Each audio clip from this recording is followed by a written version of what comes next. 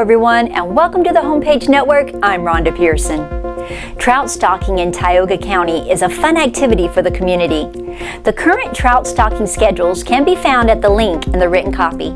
Today, we'd like to take a look back in our vault of treasured broadcasts from March 2018, where Lauren interviewed Waterways Conservation Officer Chad Lauer and stocked trout in the cool waters of Pine Creek. Let's take a look.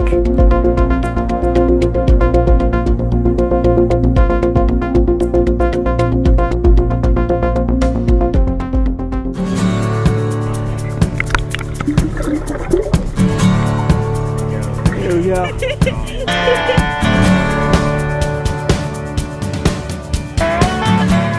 Hello everyone, and welcome to the Homepage Network. I'm Amy Jones.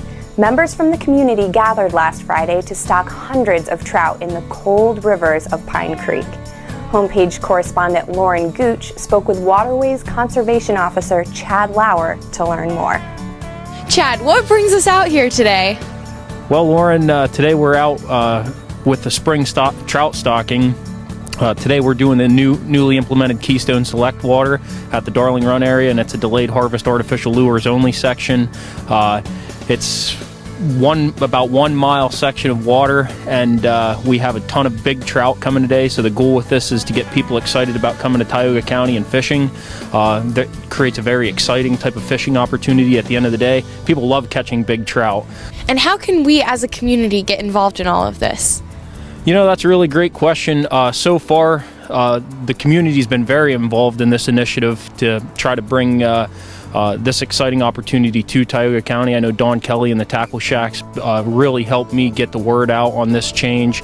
Today, actually, our local Trout Unlimited chapter, the Tide Otten chapter, is out. They're going to help us with a float stock. And what a float stock is where we put these about 55-gallon barrels in the creek, and then we'll move from point A to point B and equally distribute the fish throughout a section of water. We try to create a little bit more of a favorable fishing opportunity. So come the opening day of trout season, or in this particular section of water, in a specially regulated section of water, people are having an enjoyable fishing opportunity. They're not out shoulder to shoulder fishing. Their kids, if they have kids, are out having a good time, and they're not getting tangled up and things like that. So now, am I going to have the chance to go out and throw some of the fish back too? Oh my goodness gracious, yes. Any volunteers that come out, I can only make the stockings as fun and as exciting as what my volunteers are there to help me with. So yes, Lauren, to answer your question, you will have an opportunity to throw some fish. We'll get you involved as much as we can. It's completely volunteer basis. I wish I could pay you, but I did stop by the local bakery, Baxter's Bakery, and picked up some donuts, about 5 dozen donuts, so I can share with my stocking help to give them some sort of incentive to, an appreciation of coming out and helping me. But yeah, getting the fish in the water, I love spreading the fish out, and my volunteers are the ones that help me do that. So yes, absolutely, thank you. Well, thank you so much for all that you do and for joining us here today on the Homepage Network. Yep. Thank you for having me, appreciate it. After the break, we have footage of Lauren taking part in the trout restocking process. Stick around.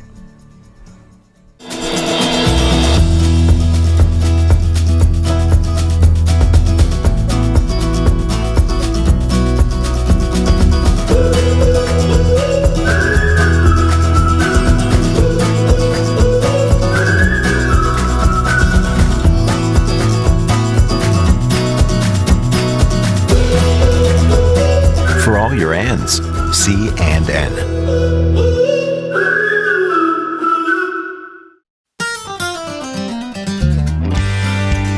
The Fish and Boat Commission's hope that we're going to generate some more revenue. There's $1.2 billion fishing industry in Pennsylvania, and Tioga County could use a lot of that. And this recreational opportunity here really creates some interest. You guys, honestly, this is the most people I ever had show up for one of my stockings, and I'm certainly grateful for all that help. So I'm certainly grateful for that, and I want to thank everybody for coming out. Let's have fun with this. If you guys have any questions right now, I'd be more than happy to answer them for you. And let's have a good time.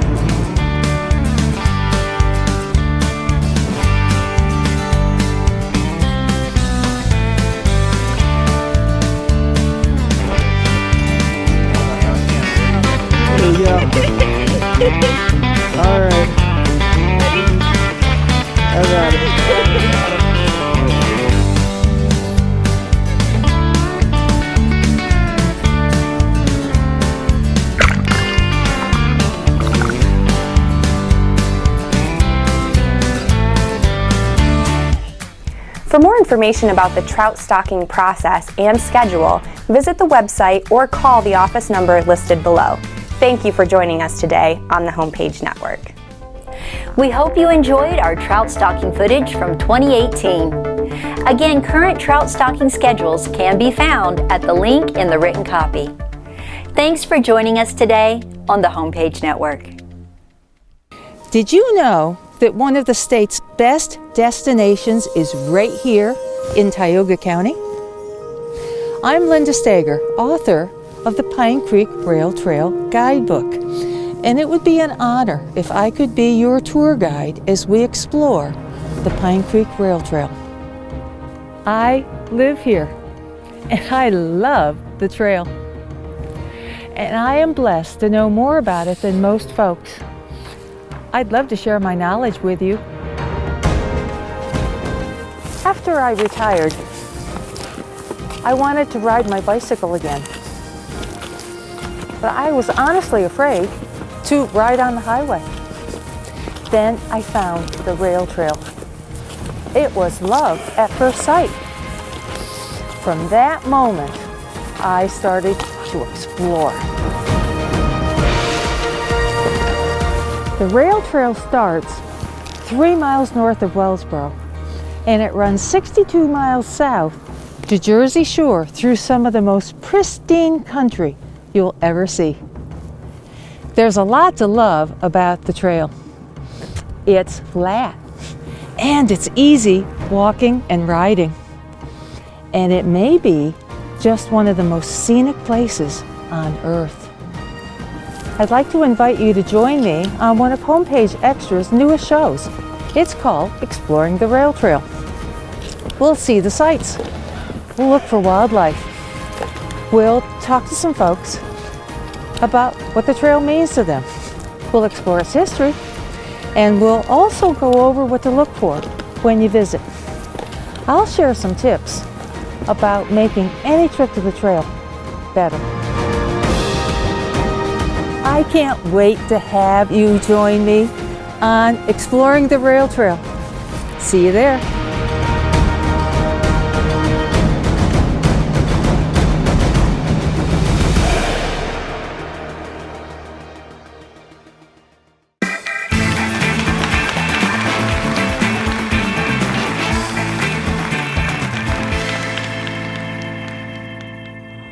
Hi, I'm Mike Burbeck, and this is Questioning Life.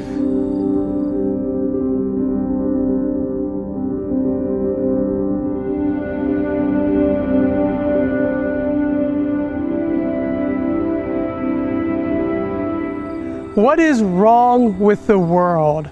I think all of us have some sense that things are not all that they should be. I'm filming this during a global pandemic where a single virus so small that 500 of them could fit within a single human hair. This virus has shaken our lives.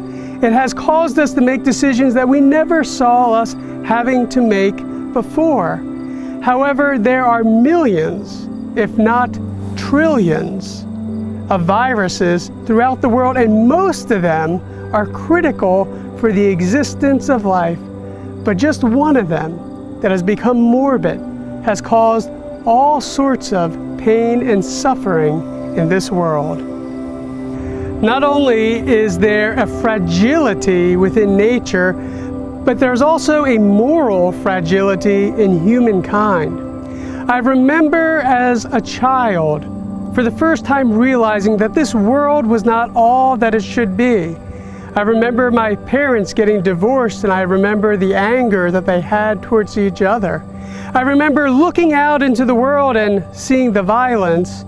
I remember even looking into myself and seeing the same discrepancies in me. The good I wanted to do, I didn't always want to do, and the things I didn't want to do, I so often found myself doing. Just as there was this fragility in nature, I saw this fragility in the human race. On previous episodes of Questioning Life, we talked about how God created this planet good, how He created humankind good, how He placed His good humankind on His good planet to practice good dominion over plants, animals, all of creation. We were placed here to reflect His goodness just as the moon reflects the light of the sun. So what went wrong? Did God somehow get the recipe wrong?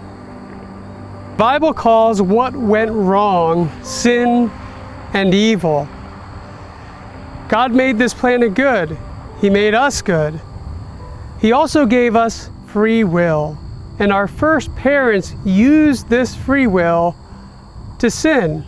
And when we mean sin, we don't mean just merely breaking a rule, but we mean rebelling against God and against His goodness, to decide for ourselves what is good instead of listen to Him for what is good.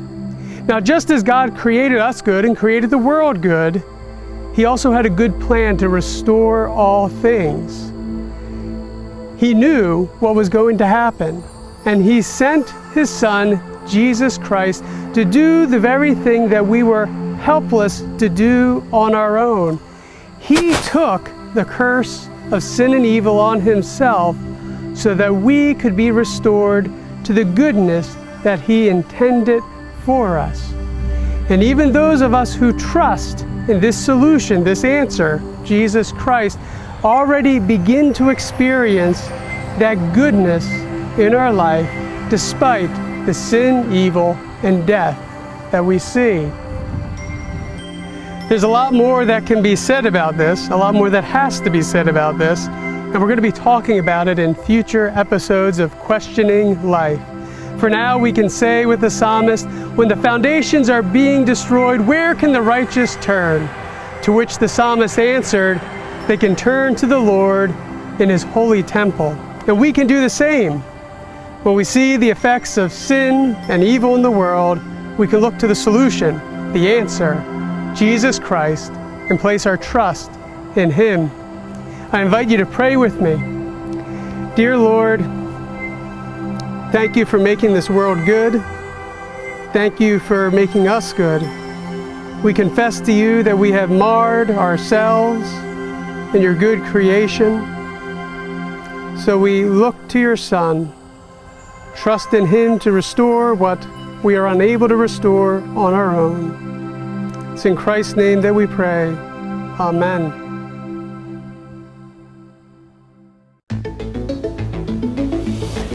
Hi everyone, I'm Linda Stager. My dad used to have a radio show here in Wellsboro, and he would tell his listeners every day, it's a beautiful day in Tioga County. As a local photographer, I celebrate my dad's words every day now. People tell me I'd love to learn photography. They have that same interest that I do. The beauty is all around us. But they also tell me that they struggle. They struggle with only having a cell phone. They struggle with difficult lighting. And they struggle with trying to match what our eye sees to what the camera sees. I understand. I struggle too. But I believe that I can help. I'd like to invite you to the newest show on Homepage Extras. It's called Capturing the Image. On the show, I'll show you what it takes to be a good photographer. We'll do some photography lessons. We'll go on some field trips, and I'll invite some friends by. Some awesome, outstanding photographers from the area who will stop by and talk to us about tips and maybe secrets for capturing a great image. And cell phones will be welcome on my show. It'll be fun and lighthearted and well-rounded, and it'll be a good look at what it takes to be a good photographer. And in the end, we'll celebrate my dad's words. It's a beautiful day in Tioga County. when we together create beautiful photographs. I see you there. Capturing the image, home page extras.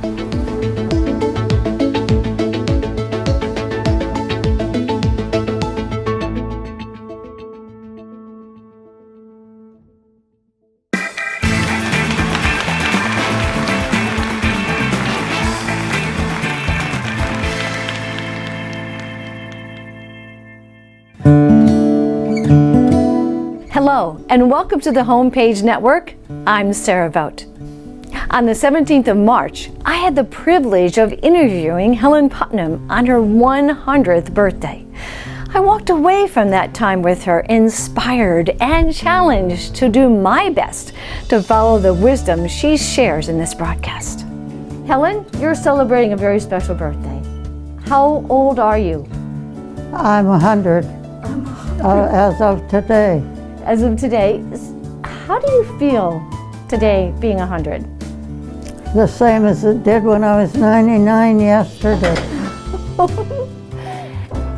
Helen, where did you live growing up? Where were you born? I recently sold my house where I'd lived for 72 years. You lived in your home on East Avenue for 72 years. Well, before I was ever married, I lived on Woodland Avenue with my parents Oh, yeah. and brothers and sisters. So you graduated from Wellsboro High School. Yes, What year was that? 1939. What was your first husband's name? Bill Davis. Bill Davis. And what did you do together as a husband and wife? Well, we had a grocery store, and then we had a gift shop downtown on Main Street. Did you have children in that marriage? Yes, a boy and a girl. And what are their names? Joe Davis and Linda Woomer now. Later on in life, you married again. Yes, after Bill died, I married George Putnam. He had 4 children, so I had 4 stepchildren and many grandchildren and great-grandchildren. Joe has 2 girls and Linda has 1 girl. How did you feel in your heart about getting married again? It was a good thing. In your 100 years of life, what do you think has surprised you the most? What surprised me the most? Yeah. Oh, all the changes. A lot of things are different than what I remember first. My first job, I was a telephone operator, and that is altogether different than it is now. Back then, the operators were all lined up in a row in front of the switchboard. Now it's all automatic. If you were to encourage the young people of today, what would you say to them? If you have plans, go ahead with it. Someday it'll be too late. How would you encourage young parents to love their children? Because I know you love your children, grandchildren, great-grandchildren. It's a wonderful family heritage. How would you encourage younger people to love their children? Just love them all you can and try to direct them in the right way. How has God been a major part of your life? We know. Always has been. Were you raised in church? Yes, And did you raise your family in church? yes. Yes. The other day, there was a car parade around Country Terrace, and the church organized it, Yes. the First Presbyterian Church. Well, they have a committee called Member Care, and they try to do special things for shut-ins. And that was that committee's idea to organize that car parade. And I don't know how many cars there were, but quite a few. Did you get cold while you were waiting outside? Did you want to go inside, or did you want to stay outside? Oh, I wanted to stay out and watch it. If it had been raining or snowing hard, I'd have probably watched from inside. but you stayed outside and watched everybody go by. I sat on a bench Yeah. and they brought out a quilt and I was wrapped up and I was warm. That's what you're saying to us basically, is take advantage of the moment you're given. They should take advantage of every chance to do special things that they can, not breaking the law or anything. What's one thing you wanted to do in your 100 years of life that you didn't do yet? I can't think of any big thing that would stand out. How would you encourage people about their relationship with God? What would you say to them about their life with God? Well, pray for things you think you should, and He will direct you in the right way. How He could make me a better person. So if I'm 70, right, I, may live to be 100, but if I live that long, then I want to do good. I want to keep improving, keep being kind to people and learning. So it's encouraging to hear your heart in that. It's encouraging for younger people in particular. Do what you can to help other people when they need help. Were friends important in your life, Helen? Sure. Having friends is very important. And in the church, a lot of your relationships are connected to the church too, right? And since I've been here, the people in church have been very attentive and very good to me. They come and visit and call and send me little things to cheer me up and so on. Did you think you would ever live to be 100 when you were? No, What did you think? I don't know. I don't feel any different than I ever did. At the end of our visit, with a twinkle in her eye, she reminded me of when she and my mom rode down the snowy hills by her home when they were in their 60s. We rode downhill on Woodland Avenue when I was a kid. There was hill there that was good for that. Yeah, I know. And we skied. We have one pair of skis for all of us. They weren't like today's skis, but my kids would ask me, well, how'd you get up to the top of the hill? Well, we walked. Helen, you were a very active person, skiing, sledding down hills. Would you encourage younger people to get outside? Oh, yes. Yes. Definitely. Yeah, because it keeps you healthier, right? Both of my children like the outdoors a lot. The song written by Twyla Paris came to mind, called She's Still the Same Girl. Flying down the hill, she's still the same girl. Memories vivid still. Listen to her story, and her eyes will glow. She's still the same girl, and she needs you so. A special thanks to Country Terrace, the Davis and Putnam families, and Ann McKnight. If you would like to send Helen a birthday card or a card of encouragement, please send them to Helen at the address in the writing below. And if you would just like to be encouraged yourself, go and visit her. Thanks for joining us today on the Homepage Network.